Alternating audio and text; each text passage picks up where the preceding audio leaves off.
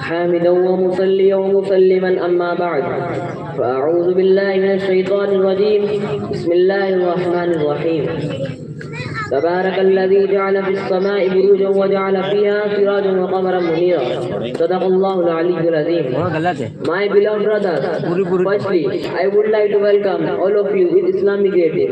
Assalamu alaikum wa rahmatullahi wa barakatuh. The topic of my today's talk is the glorious Quran and the modern science.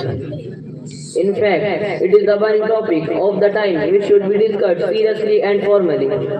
My dear audience, nowadays the most common question arises in our mind is that what is the relation between Quran and modern science, and what is the Islamic approach to the science? So first of all, I would like to tell you that the glorious Quran is the last and final revelation of Allah subhanahu wa ta'ala, which was revealed to the last and final messenger, Muhammad sallallahu alayhi wa sallam. The Holy Quran claims that it's the word of Allah subhanahu wa ta'ala. No change has been added in it, and no rating is missing from it. My dear dignitaries, previous 100 years ago, it was the age of miracle, but the glorious Quran was the miracle of miracles. More than 1,000 years back, it was the age of literature and poetry. Muslims and non-Muslims believed that the glorious Quran was the best of Arabic literature on the face of the earth. But today, neither the age of miracle nor the age of poetry, but it's the age of science and technology. That's why I would like to tell you that what is connection between Quran and modern science. My dear fellows, according to Albert Einstein, who was the physicist and Nobel Prize winner, he said, science without religion is lamp and religion without science is bright. But I remind you that the glorious Quran is not a book of science, but it is a book of Allah. As well as, I would like to tell you that all the inventions, creations and discoveries mentioned in the glorious Quran 1400 years ago, such as the scientists say today.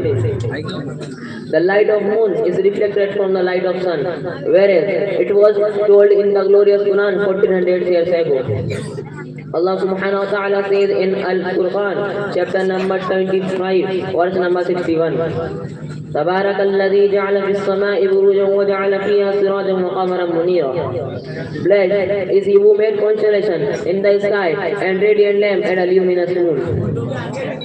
My dear brethren, today European philosopher and scientist says that the sun stands in the center of the solar system and every other body revolves around it, whereas it was told in the glorious Quran 1400 years ago. Allah subhanahu wa ta'ala says in Al-Anbiya, chapter number 21, verse number 33.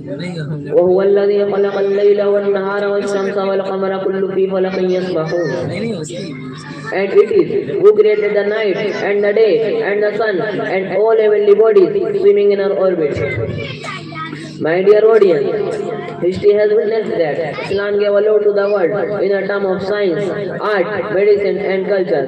Muslim doctors and scientists thought deeply over the Quranic verses and they discovered various new things in the light of Quranic verses. It's reported that our Prophet Muhammad sallallahu alaihi wasallam said, there is no disease for which has not sent a cure. Because of this hadith, Muslim doctors began to discover various new things for treating different kinds of illness and they had been succeeded. My dear audience, at last, I would like to tell you that the glorious Quran and the authentic hadith do not need science, rather science and technology need these sources to justify themselves. The glorious Quran is not a book of science, but it is the founder of modern science and technology. My dear audience, here I conclude my speech. May Allah give us real knowledge of Quran and Hadith. Ameen. Wa akhiru da'wana alhamdulillahi rabbil alamin. Assalamu alaikum wa rahmatullahi wa barakatuh.